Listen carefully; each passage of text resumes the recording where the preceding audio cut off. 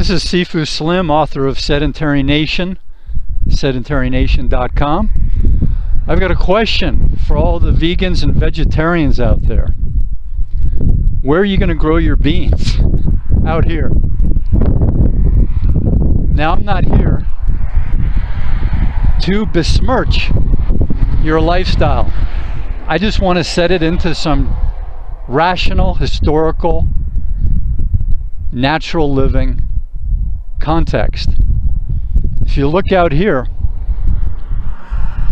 without irrigation and without protection from the wind, there's no way you can grow a vegetable garden. There's just no way. Now you've got sagebrush and scrub.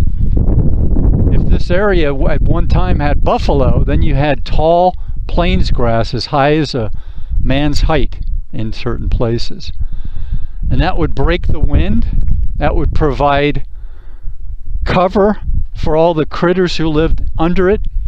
It would provide nutrients to the microorganisms, and it would provide food for the bison. Some estimates say that in North America, Canada, and the US, the current locations, there were some 66 million bison in the 1860s. 66 million. So 22 million Native Americans in North America at the time, according to some estimates. So, fast forward to 1910, in 50 short years, the numbers had been decimated because of disease, famine, war, and massacre to 280,000 Native Americans, perhaps, according to some estimates, and the number under 20,000 bison. Some people put the number as low as 5,000. The bison would roam, eat the grass, poop, perhaps 80 pounds of material coming out their back end every day, grinding it in with their hooves, providing nutrients for the microorganisms that also pooped and fed the plains grass. Also, the urine from the bison provided urea, another wonderful natural fertilizer. So when you think about how natural is the vegetarian lifestyle, think of the places that are currently too dry, too windy, too cold to provide vegetables year-round.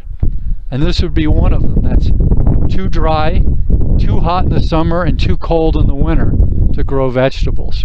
You need a greenhouse, you need irrigation to do it in a place like this. I'm in Arizona, not far from Hurricane. I believe Hurricane's Arizona, if not it's Nevada. And I left Fredonia not long ago.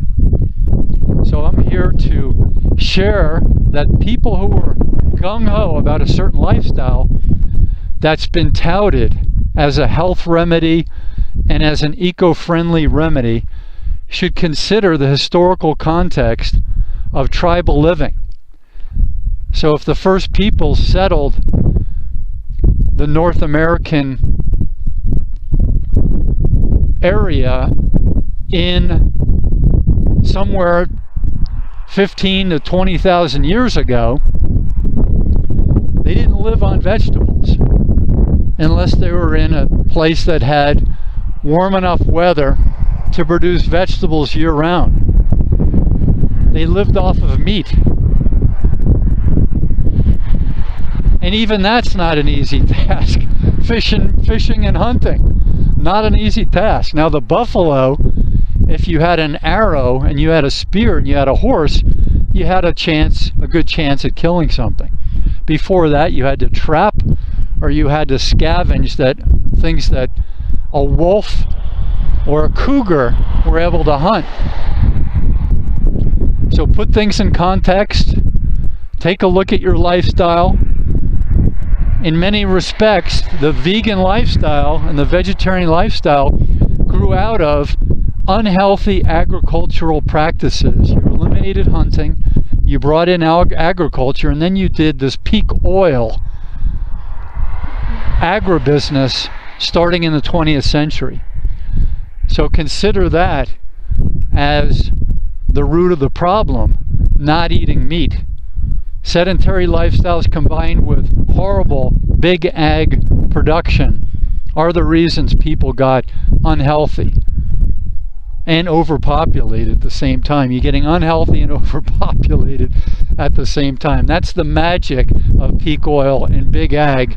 Create more unwell, unhealthy, distraught, stressed out people, and create more medical bills that we can't afford and insurance premiums we can't afford in the wake of decimating the natural ecosystem. Again, I ask you, where are you going to grow your beans out here? Indeed, this is so sharp it's cutting me. No animal can eat this. It's self-protecting through evolution. It's protecting itself, and the wind can't knock it down. How it survives is a miracle. How we're surviving in this sedentary, big ag, factory farmed, highly processed food, that's also a miracle. But it's not a positive miracle, it's a negative miracle. It'd be nice if you were wiped out when you went against Mother Nature. Well, that may be in the cards. It may be in the cards. So you think about that when you're out there living in the modern material world, in the disconnected lifestyle, flipping channels and flipping through your iPhones. Think about that. And if you have enough funds and you have enough time, come out and visit the arid West in Arizona and Nevada and Utah, other parts, Kansas, Oklahoma. There are many places that are dried out. Parts of California. Most of California is a desert. Come out and take a look. Take a look at sedentarynation.com. And I'd love to hear your respectful and honoring comments, as long as they are educated responses, not emotional responses based on vitriol and a current bent that you're on. Think traditional, think long-term, think sustainable. And then I'd love to hear from you. Anyway, all the best, wishing you all the best in your lifestyle, and happy trails. This is Sifu Slim. Aloha.